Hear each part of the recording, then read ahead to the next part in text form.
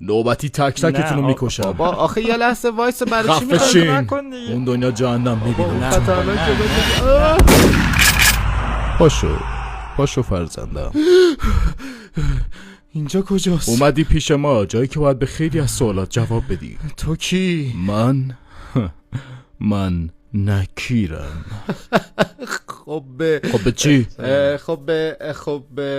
خب به کی رفته تو اون چشای آبیت؟ به کی رفته تو اون موهای زاغت؟ محمدم زدم، بذار الان رفیقم میاد بهتون میگه. اینجا کجاست؟ من مردم. محمد ما مردیم. خب اسم این آقا یه لحظه بپرس ازش. خب آخه از این آقای کیه آخه؟ بابا بپرس تو چی کار داری؟ باش. ببخشید شما اسمتون چیه؟ من نکیرم.